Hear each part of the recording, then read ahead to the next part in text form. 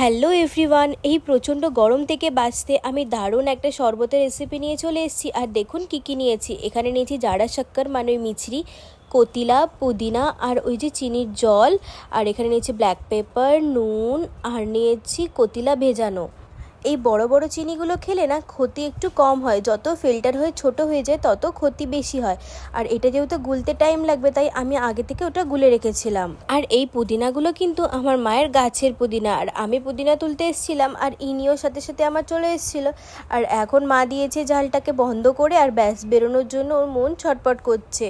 এদিকে কিন্তু সারাক্ষণ ও ব্যালকানিতেই বসে থাকে, ঘরে একটুও থাকে না। আর এখন যেই আমি ওকে নিয়ে এসেছি ব্যাস এখন ও আর থাকবে না আমার সাথে, একার মতো খালি থাকবে সারাক্ষণ।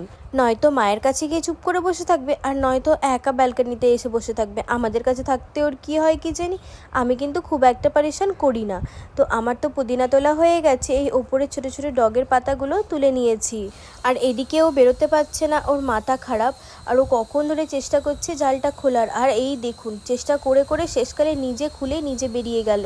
কি অবস্থা ভাবুন তো, ওইটুকু সরু একটা জায়গা থেকে বেরিয়ে চলে গেল। আর এই যে দেখুন, এইটা আগে থেকে মায়ের কতিলাটা ভিজিয়ে রেখেছিল। 4 গ্লাস শরবত বানাবো, তার জন্য এই কতিলাটা ঠিক আছে। সবগুলোকে একসাথে এবার আমি মিক্সার জারে দিয়ে দেবো। প্রথমে কতিলাটা দিয়ে দিলাম, এরপরে দেব অল্প একটু ব্ল্যাক পেপার। আমি এখানে 1/2 চামচের মতো ব্ল্যাক পেপার দিয়েছি, আপনারা চাইলে এর চেয়ে কমও দিতে পারেন। আমার ব্ল্যাক পেপারের ফ্লেভারটা ভালো লাগে তাই একটু বেশি দিয়েছি, আপনারা কিন্তু চাইলে নাও দিতে পারেন বা একদম অল্পও দিতে পারেন। এরপর দেবো অল্প একটু বিট নুন, তারপরে দিচ্ছি ওই যে গাছ থেকে তুলে আর ধুয়ে রেখে দিয়েছিলাম পরিষ্কার করে পুদিনাটাও দিয়ে দিচ্ছি এর মধ্যে। এরপরে এই যে চিনির জলটা আছে এটাকেও এর মধ্যে দিয়ে একসাথে ব্লেন্ড করে নেব। আর ব্লেন্ড করে নেওয়ার পরে এই দেখুন কালারটা কি সুন্দর এসছে, একদম পুরো গ্রিন গ্রিন এসছে কালারটা। কিন্তু এইটাকে তৈরি করে 2 দিন ফ্রিজেও কিন্তু রেখে দিয়ে ইউজ করতে পারেন। আমি আমার পরিমাণ মতো যতটা জল লাগবে এর মধ্যে দিয়ে দিচ্ছি। তো এখানে কিন্তু আমি 4 গ্লাসের পরিমাণ দেখালাম।